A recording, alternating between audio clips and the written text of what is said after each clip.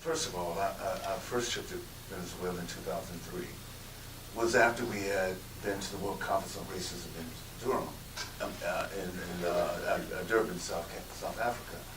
And we had a chance to meet Afro-descendants from all over the region. There are more than 150 million African descendants in the Southern Hemisphere. 90% of them live under poverty. And so we began that discourse, and James had been involved with Afro-descendants from Brazil to Peru, from Ecuador to Uruguay, all along for some time, because he worked in the region for some time. So we began to have that conversation and continue that conversation after Durban. So we went to meet with President Chavez, and the first thing that President Chavez said to me and talked to me about was Haiti. He knew my relationship with Haiti, and I had a long relationship with Haiti. And then the next thing he said, when I said that I felt that it was pretty desperate right now, next thing he said, we owe so much to the Haitian people, what can we do? We as Latin America owe so much to the Haitian people. And that's another history with South American liberation and Simon Bolivar, another story there. But so we begin that discourse. And immediately after having that discussion, Chucho Garcia, who is the head of the Afro-descendant group of 29 different groups in Venezuela, was a part of that. And they began to put together what we would call projects to address the issues. Chavez said that there had been, and we had dealt with the issue of women, we had dealt with the issue of indigenous people, etc., but we had not dealt with the issue of Afro-descendants. So I began to work on that and began that process. So that extended our relationship in Venezuela. So on the other side of that, what we saw even then, as we went to discuss with various groups, the levels of participatory democracy in some sense, and the space that was open for discourse and dialogue. There's always that space open for discourse and dialogue. On my last visit before this prior one, after the election of October 2012, where Chavez again once was elected to be the president, we went to Barlovento. And Barlovento is really the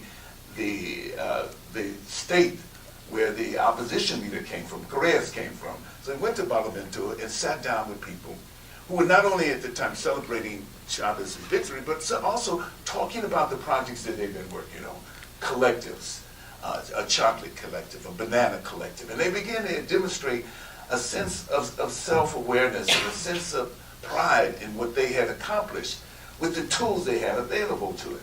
And so they were becoming architects in and determining and their own existence. And that was the one thing that is often missed in the discourse when you talk about Chavez. Describing someone as a dictator when he's been elected, there's been 19 elections, and he's won 18 times or 17 times or whatever that is the misinformation. But you get that information over and over and over again. It's repeated and repeated. So it's the same kind of scores that repeated it in ESPN are repeated that way over and over and over again. You get the same information, the same story from different pundits. sources. But what was interesting this time is that we were at a restaurant. We went out to dinner. James, myself, Maximilian, the and also the Minister of Information, whose brother was the mayor of Caracas. So we went out to dinner, and an incident happened.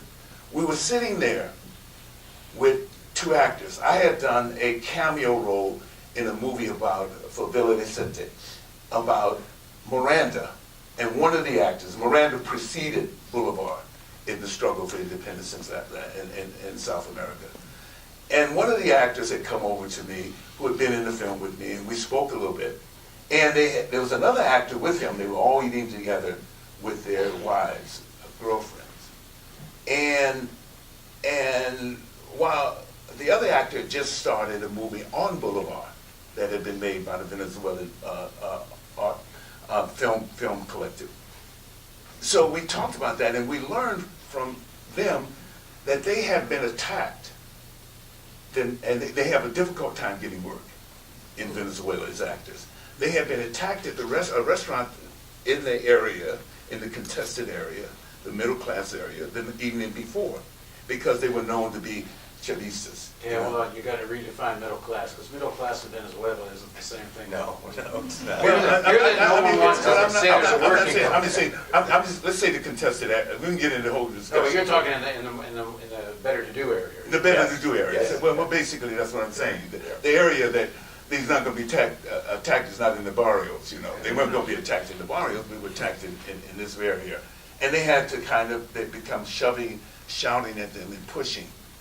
Well, after that, and as we were leaving, a young woman came up to me, and who was a part of another group, and asked me what happened to the film on the Haitian Revolution and the $8 million that I received.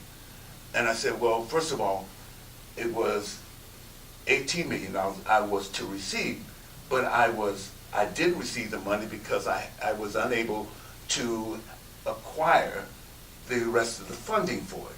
It's a $32 million project. The Venezuelan government had put up $18 million of it, and then all that money would stay in Venezuela, etc. But I wasn't able to come up with the rest of it. The first thing she said, then the government lied. I said, lied about what? They lied. I said, wait a minute. The money was actually in the public record, allocated for the project. We did not come up with our part of the bargain. So the money went where? Back to the public process. It was unspent. But they lied.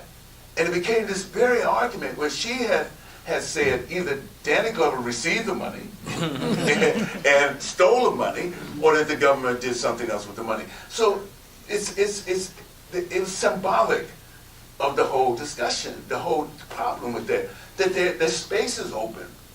And that space is not, in some sense, you have groups that are part of that space and are willing to accept the results of a democratically, what Carter says, the best elections he's observed, a Democrat Carter Center, a democratic elected government, and those people who want to, in some sense, create the kind of destabilization that we see often. In the sense that results in what we find in Congress now, which we're talking, and the discussion is going on. So I think it's very clear that there is the process. We went back to Barlovento again.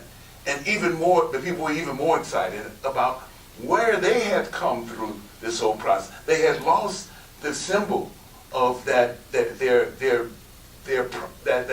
extraordinary moment, but they continue to begin to develop and grow and to find faith in themselves. Find faith in themselves as citizens, and that's what basically we witness in our